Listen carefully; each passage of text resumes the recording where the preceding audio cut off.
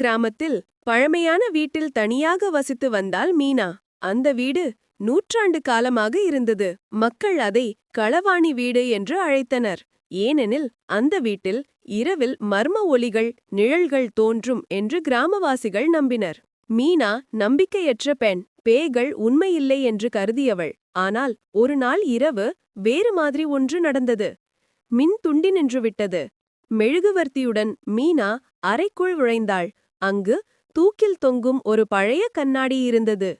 அதில் தன்னை பார்த்தபோது பின்புறம் ஒருவரின் நிழல் தெரிந்தது. மீனா திரும்பி பார்த்தாள். யாரும் இல்லை. ஆனால் கண்ணாடியில் மட்டும் அந்த நிழல் ஆழமாக நினைத்து கொண்டிருந்தது. அதே இரவில் அவள் கனவில் ஒரு சிறுமி தோன்றினாள்.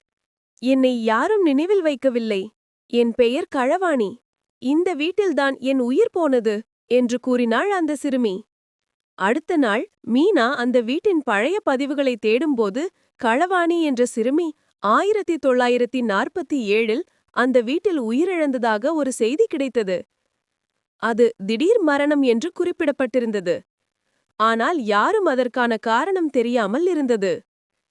மீனா அந்த சிறுமிக்காக தீபமேற்றினாள், பூஜை செய்தாள். அதற்குப் பிறகு அந்த வீட்டில் எந்த மர்மமும் பேய் நிழலும் தோன்றவில்லை. களவாணியின் ஆத்மா சாந்தியடைந்தது.